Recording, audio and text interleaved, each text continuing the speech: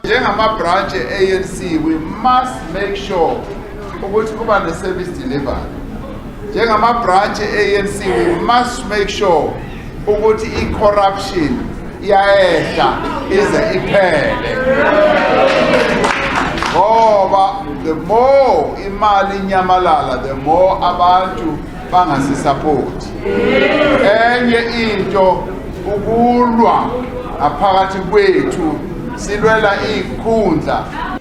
From promises of jobs to economic growth and tackling corruption, the ANC government under Cyril Ramaphosa came into power with bold commitments. Yet, for millions of South Africans, hope has turned to frustration. So what went wrong? Since his election, Cyril Ramaphosa has repeatedly emphasized his vision for a new dawn.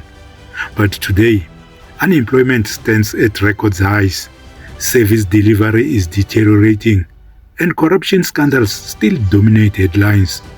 Let's unpack the systemic reasons behind these failures. Systemic reasons for failure. 1. Factionalism within the ANC. The ANC is deeply divided. Factional battles between pro-reformists and those resistant to change have paralyzed decision-making.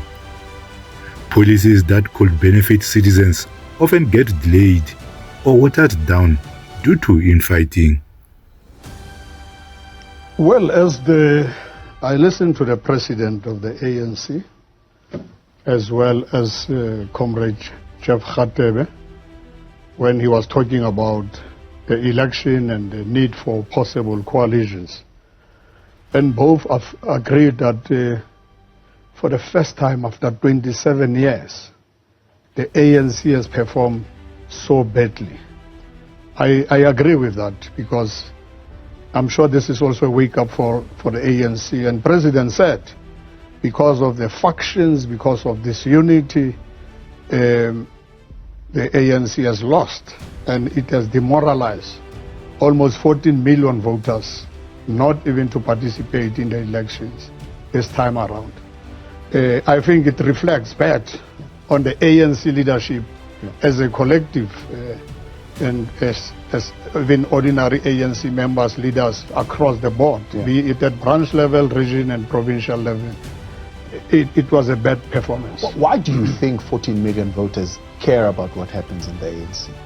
Because you don't have a 14 million membership in the ANC, but you do have 14 million people that could have possibly voted for you, and what they are purely interested in is whether or not there's water that's running coming out of my tap, and there is no sewage that's been spilling for close to a year with nothing happening, and there is no infrastructure that is dilapidating at ESKOM, where we are sitting in continuous rolling blackouts. They are purely interested in that. Whether the ANC is eating itself up, I suppose they could care less. No, we do stay with these people in our areas. We know when the ANC is divided, and that's what the media has always been saying, and all of us as the ANC leadership, that once the ANC is divided, society is divided, churches are divided, because the ANC is an important organization in the lives of our people, because majority of people take the ANC as an organization which took them out of poverty, out of oppression, out of exploitation, and now they see a different ANC. Ramaphosa implored party members to unite and draw lessons from exemplary former leaders. 2. Corruption and patronage networks. Despite Ramaphosa's anti-corruption agenda, entrenched patronage networks built over decades still hold immense power. Officials prioritize personal gain over public service, draining resources meant for communities. Corruption in South Africa isn't just about money changing hands. It's a systemic issue where political loyalty outweighs public service.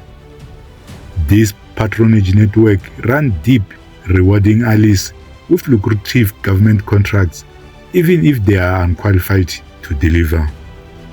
Local residents complained about the high crime rates, unemployment, and lack of services in their communities.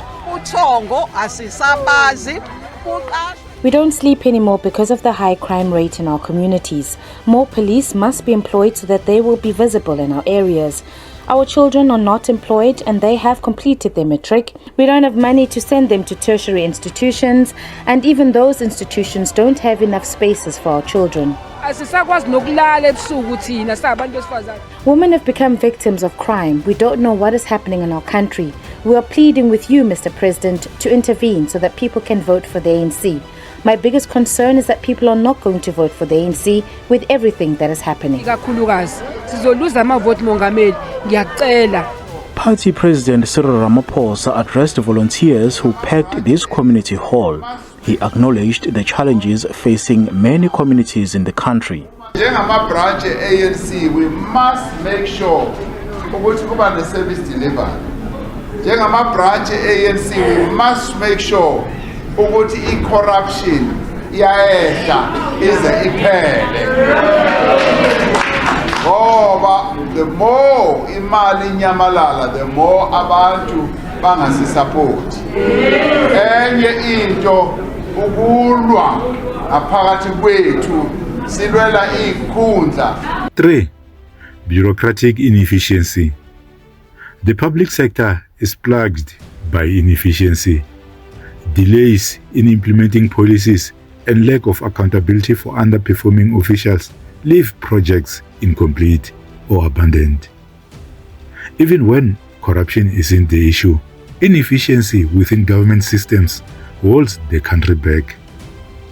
Public servants are often unqualified, while outdated processes create endless delays. Take ESKOM, for instance. Years of mismanagement and ignored maintenance have left South Africa in darkness, literally. Bureaucratic inefficiency affects everything from infrastructure to education. Schools promised in rural areas remain half-built due to red tape, while sanitation programs grind to a halt because of missing paperwork. Fellow South Africans, the recent release of job stats must disturb every single one of us. Over 10 million of our citizens cannot find work. This is a national crisis. President Ramaphosa has been in office for over 500 days. The African National Congress has been in power for over 25 years, and now there has been no economic reforms. We're still stuck with old SOEs. We're stuck with an economic model that resembles the past. We need change, and we need it urgently. We need to change our labor regulations so that it makes it easier for people to be employed in this economy. Let's give the power to the citizens who must negotiate how they want to work so that they can work. Furthermore, let's reform SOEs. Let's split ESKOM into 2 companies so that we can allow municipalities that can to buy energy directly and be aggressive at introducing independent power producers, because that way we can create jobs in the green economy. Furthermore, it is without doubt that legislation that makes it hard for people to invest must be scrapped. Whatever that legislation was initially designed to do, it is hampering our way. And then lastly, like every citizen, I'm deeply concerned about crime. If we don't deal with the question of crime, no tourist is going to arrive in our country, and more than anything, no business is going to run from our country. I want to urge all of us as South Africans, whether you are in business, whether you are in civil society, we now have to rally together. The ANC as a collective has failed, and I think we've got to rally together to say, how do we come up with a plan that can ensure that we can begin to curtail the situation of unemployed South Africans? Because if we carry on at this level, we are going to face an even deeper crisis. The DA has a plan, and I'm working with our government saying, let's make sure that those who keep people employed are looked after. Let's work together to ensure South Africans can find work. Of our province here, we know that the province faces enormous challenges. The unemployment rate in Mpumalanga is higher than the national average. And we know that nearly half of all young people in the province are unemployed. More than half the population live below the lower bound of the poverty line. For Mpumalanga, exclusive economic growth and job creation must therefore be at the forefront. I meant to say inclusive economic growth. It must be at the forefront of all the efforts that we can ever embark upon. But we should be able to do so with our social partners.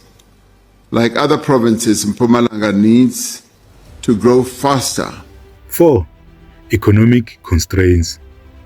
South Africa's sluggish economy and massive debt burden mean limited funds for key promises.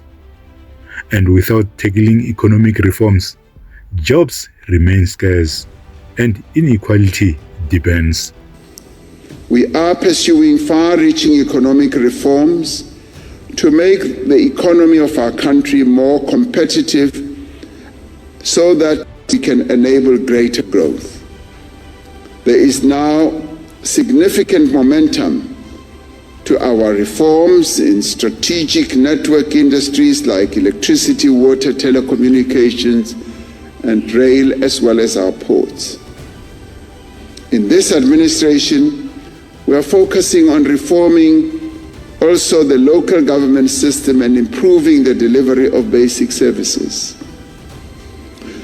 We are expanding investment in infrastructure because infrastructure is the flywheel that contributes to the growth of the economy.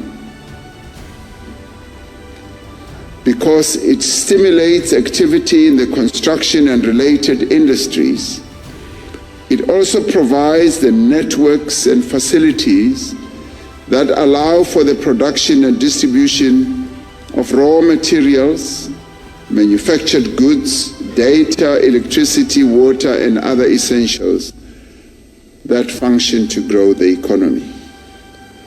We have seen the impact on people's lives of new roads and bridges in rural areas, of new clinics and hospitals, of new schools and colleges, of water schemes and new housing projects. Much work still needs to be done to improve the roads in our country, to build more schools, and to upgrade the various public infrastructure that we have. Over the last 4 years, major projects have been completed in areas such as transport, water and sanitation, energy, human settlements, and student accommodation. 5. Lack of voter accountability. Lastly, voters often don't hold leaders accountable. Election after election, leaders face little consequences for their broken promises, enabling this cycle of underperformance. The way forward: solutions and actions for voters. But it doesn't have to stay this way. Here's what you, as a voter, can do to demand change. 1. Educate yourself before voting. Research candidates and parties. Don't just listen to promises. Look at their track records and policies. 2. Vote strategically. Consider smaller parties or independents that align with your values. This can help break the dominance of a single party system. 3. Hold leaders accountable post-election. Don't just stop after voting. Attend local council meetings, sign petitions, and demand progress reports from your representatives. 4. Use social media as a tool. Call out failures and amplify success stories online.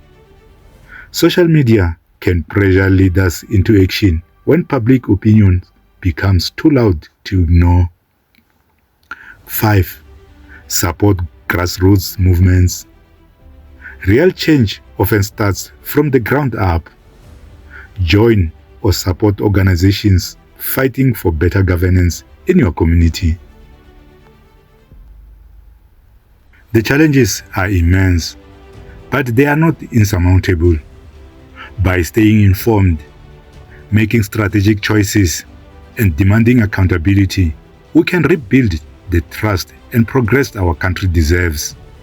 The power is in your hands. What will you do with it? Subscribe for more insights on leadership and accountability. Join the conversation in the comments below. Please watch our next video, and thank you for watching. Take care.